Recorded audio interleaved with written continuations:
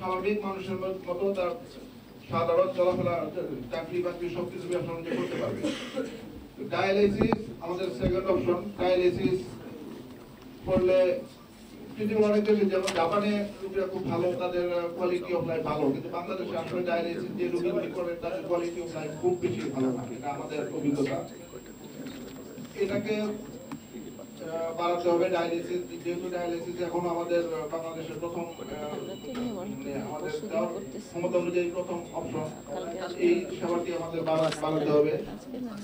তো বর্তমান সরকার বাংলাদেশের প্রতিটি জেলায় ডায়ালিসিস সেন্টার করার জন্য একটা প্রকল্প কাজ চলতেছে। বর্তমানে এখন পর্যন্ত 30টি সরকারিভাবে 30টি প্রতিষ্ঠানে ডায়ালিসিস আছে। এটা 22টা মেডিকেল কলেজ, কয়েকটা স্পেশালাইজড হাসপাতাল যেমন আছে নিকু, কুর্মিটোলা, কুইনমন্ত্রী, আর 6টা জেলায় জেলা সদরে ডায়ালিসিস ব্যবস্থা আছে। সেটা বর্তমান সরকার 44টি জেলা সদরে 10 বেডের একটি ডায়ালিসিস সেন্টার করবে এবং 22টা মেডিকেল কলেজে যাদের যে নাম্বার আছে এটাকে 50 শয্যা উন্নীত করবে। এটা করলে আমরা আশা করি যে বাংলাদেশের প্রতিটি জেলায় যদি ডায়ালিসিস সেন্টার হয় সেই ক্ষেত্রে আপনার এক জেলার মানুষ অন্য জায়গায় মেডিকেল কলেজগুলিতে বা বিভাগীয় শহরে দৌড়ে যেতে হবে না। একটা ডায়ালিসিস রোগী শুধু একা যেতে হয় না, তার সাথে একটা পরিবারের কোন ব্যক্তি যেতে হয়। সেই ক্ষেত্রে আপনার একটা পরিবারের 2 জন মানুষ কিন্তু এখানে আপনার থাকতে হয়, একসাথে থাকতে হয়। তো সেই ক্ষেত্রে আমরা আশা করি এই যদি প্রতিটা জেলা হয় এই কষ্ট অনেকখানি লাঘব হবে এবং কিডনি রোগীরা তাদের চিকিৎসাটা পাবে। এখন শুধু ডায়ালিসিস সেন্টার করলে হবে না, এটা তো চালাতে হবে। এটা চালানোর জন্য যে ম্যান পাওয়ার দরকার, যে কিডনি বিশেষজ্ঞ ডাক্তার দরকার, যে ডায়ালিসিস সিস্টেম দরকার, টেকনিশিয়ান, এটা কি বাংলাদেশে আছে? বাংলাদেশের সরকারি ভাবে এবং 95 জন কিডনি বিশেষজ্ঞ আছেন।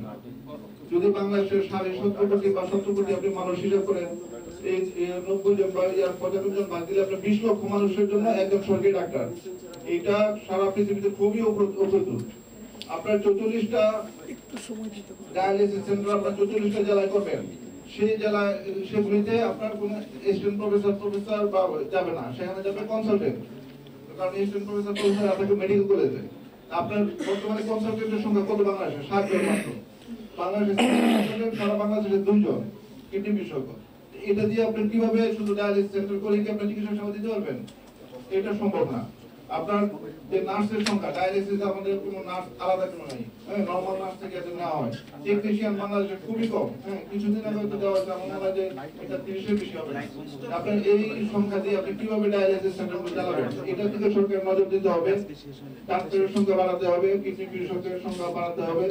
আমাদের একটা প্রস্তাব আছে জুনিয়র কনসালটেন্ট 44টা জেলা সদর হাসপাতালে একজন করে কনসালটেন্ট এবং 2 জন করে জুনিয়র কনসালটেন্ট। এটা একটা প্রস্তাব আমরা মন্ত্রণালয়ে আছে এবং আমরা এটা আপনাদের মাধ্যমে, সবার মাধ্যমে, যারা মিডিয়া ভাই বোন আছেন আপনাদের মাধ্যমে আমরা বলতে চাই যে ডায়ালিসিস সেন্টারগুলি চালু করার আগে এই ম্যান পাওয়ারগুলি আপনারা তৈরি করেন। আগে জুনিয়র কনসালটেন্ট আমাদের 2 জন করে প্রতিটা জেলা সদর হাসপাতালে এবং সিনিয়র কনসালটেন্ট 1 জন করে এদের আগে পদায়নের ব্যবস্থা করেন, এদের প্রমোশনের ব্যবস্থা করেন। তাহলে আপনার বাংলাদেশের চিকিৎসা রোগীরা এই চিকিৎসা সেবাটা পাবে। শুধু যে সেন্টার করে দিলাম তাহলে কিন্তু হবে না। কতজন এ পর্যন্ত কতজন কিডনি বিশেষজ্ঞ আছে যারা পাস করে বেরিয়েছে? সরকারি লেভেলে আমাদের আছে এখন 95 জন। যদি বেসরকারি হিসাব করেন তাহলে 350 আমাদের বেসরকারি সহ 350 আমাদের কিডনি বিশেষজ্ঞ বাংলাদেশে আছেন। আমরা সব মিলিয়ে আমাদের যা প্রয়োজনের তুলনায় তো অতি নগণ্য। আমরা দেখছি যে জাপানে সেখানে 1 মিলিয়নের জন্য 34 জন নেফ্রোলজিস্ট, আর আমাদের দেশে দেখা গেছে যে 5 লক্ষ 6 লক্ষের জন্য একজন নেফ্রোলজিস্ট। তো সে তুলনায় তো রেশিও অনেক কম। আমরা এদের সংখ্যা আরো স্পেশালিস্টের সংখ্যা বাড়ানো দরকার। সেটা কিভাবে বাড়ানো, স্পেশালিস্ট বাড়ানো যায় কিভাবে?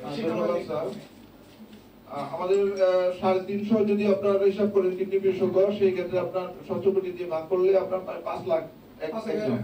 আর যদি কিডনি রোগীর সংখ্যা হিসাব করেন যদি 3 কোটি 80 লাখ, সেই ক্ষেত্রে আমরা প্রায় 90,000 একজন পাই। এটা কিন্তু ইন্টারন্যাশনাল স্ট্যান্ডার্ড অনুযায়ী আপনার আমেরিকায় 50,000 একজন কিডনি।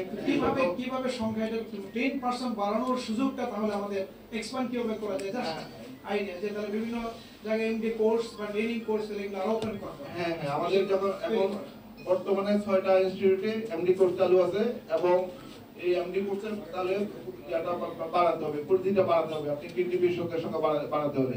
কারণ এটা বাড়াতে গেলে আপনার যে প্রফেসর আমাদের দেশে বর্তমানে 12 জন প্রফেসর পোস্ট আছে, কিন্তু মাত্র 7 জন প্রফেসর পোস্টিং, 5 জন প্রফেসর পোস্ট ফাঁকা আছে, কিন্তু আমাদের কোনো প্রফেসর নাই। প্রমোশনের ব্যবস্থা করতে হবে। কারণ হলো যে এখনো অনেকগুলো পোস্ট ফাঁকা আছে, সেগুলো অবশ্যই সেটা পূরণ করা উচিত। এবং পাশাপাশি যে যতজন এ পর্যন্ত পোস্ট গ্রাজুয়েট নেফ্রোলজিস্ট আছে এই সংখ্যা আরো অনেক অনেক বাড়ানো উচিত, এবং বাড়ানোর জন্য যে ইনস্টিটিউটগুলো সেই ফ্যাসিলিটিস সেগুলো বাড়ানো উচিত, টিচার আরো বাড়ানো উচিত, এবং যদি এক্সপ্যান্ড করা যায় তাহলে বেশি নেফ্রোলজিস্ট তৈরি হবে। তাছাড়া অন্যান্য ডাক্তার যারা আছে, যারা কর্মী আছে, তাদেরও ট্রেন আপ করা উচিত কিডনি রোগ সম্পর্কে। তো আমি এই পর্যায়ে আমি আমাদের এখানে লাইন ডিরেক্টর আসমার কাছ থেকে আমি আরো একটু পরে যাব, কারণ আগে প্রবলেমগুলো আগে